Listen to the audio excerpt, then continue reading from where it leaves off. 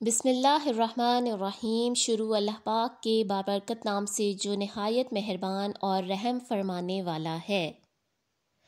السلام علیکم ورحمۃ اللہ وبرکاتہ۔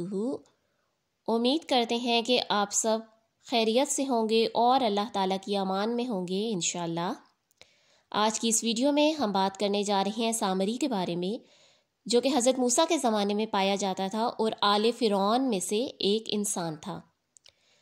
یہ ایک رئیس خاندان سے تعلق رکھتا تھا اور حضرت موسیٰ کے پڑوس میں رہا کرتا تھا۔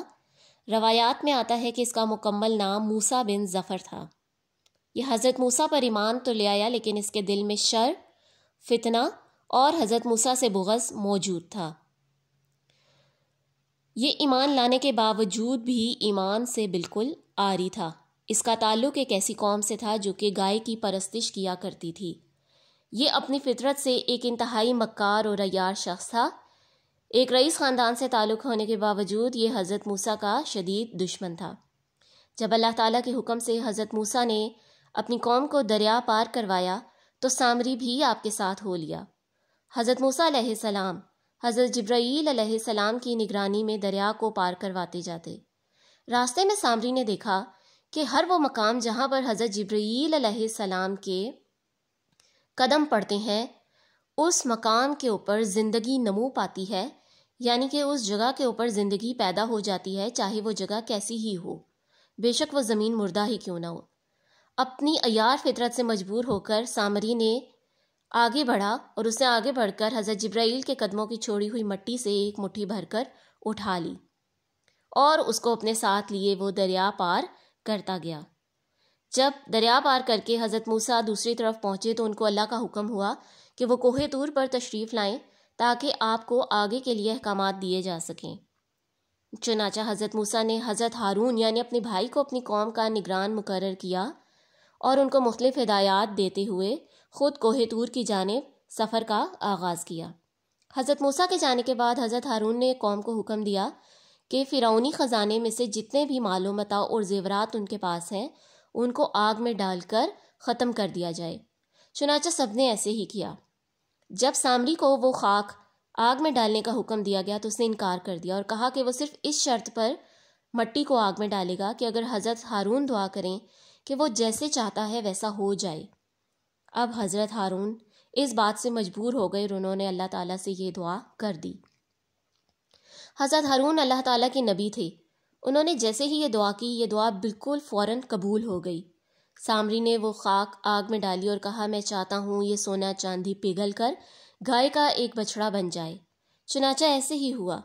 وہ گائے کا بچڑا زندہ تو نہ تھا، لیکن اس میں سے جب ہوا گزرتی تو گائے کی آواز نکالتی۔ عیار اور مکار سامری نے بنی اسرائیل کو بہکانا شروع کر دیا کہ موسیٰ تو تمہیں چھوڑ کر فرار ہو گیا، اب تو فرعون بھی تمہارا پوچھنے والا نہ رہا، اب تم لوگوں کا کوئی پرسان حال نہیں سوائے اس بچڑے کے، اب یہی تمہارا خدا ہے، اس کی بات سنو اور اس کی عبادت کرو۔ بنی اسرائیل میں یہ بات سن کے کھلبلی مچ گئی اور وہ لوگ بہت پریشان ہو گئے اور سمجھنے لگے کہ شاید حضرت موسیٰ اب واپس نہیں آئیں گے، اور بہت سارے لوگ گمراہ ہو کے اس کی پرستش کرنے لگے۔ حضرت موسیٰ اللہ تعالیٰ کا کلام اور اس کے احکامات لے کر واپس لوٹے تو کیا دیکھتے ہیں کہ بنی اسرائیل گمراہ ہو چکی ہے اور گائے کی عبادت کر رہی ہے۔ یہ دیکھ کر حضرت موسیٰ اپنے بھائی پہ شدید برہم ہوئے اور ان کی سرزنش کی، جس پر حضرت موسیٰ علیہ السلام نے ان کو بتایا کہ کیسے سامری نے ان سے دعا کروائی اور کیسے ان کی قوم کو گمراہ کیا۔ یہ بات سن کے حضرت موسیٰ بہت دکھی ہوئے کہ اللہ تعالیٰ نے بنی اسرائیل کو کیسے فرعون سے نجات دلائی اور اس کے باوجود وہ شرک کر رہی ہیں۔ تو حضرت موسیٰ علیہ السلام نے اللہ تعالیٰ سے دعا کی کہ ان کے بھائی حضرت ہارون کو معاف کر دیں، کیونکہ وہ نہیں جانتے تھے کہ سامری ان سے دعا کروانے کے بعد کیا مانگنے والا ہے۔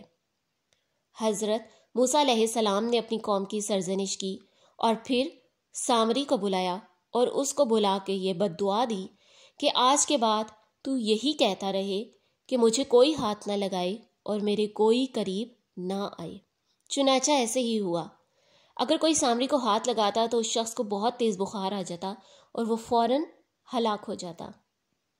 روایات میں آتا ہے کہ اس کے بعد سامری یہی چلاتا رہا اور خود بیابان اور جنگلوں میں نکل گیا کہ مجھے کوئی ہاتھ نہ لگائے، میرے کوئی قریب نہ آئے، اور ایسے ہی پاگل پنے کی حالت میں اپنے انجام کو جا پہنچا۔ آج کی اس ویڈیو میں ہم نے سامری کے قصے کو آپ کے سامنے پیش کیا۔ امید ہے آپ کو اس سے علم حاصل ہوا ہوگا اور آپ کا ایمان بھی تازہ ہوا ہوگا۔ اپنی دعاؤں میں ہمیں یاد رکھیں، ہمارے چینل کو سبسکرائب کریں اور اس ویڈیو کو لائک کریں۔ بہت بہت شکریہ، جزاک اللہ۔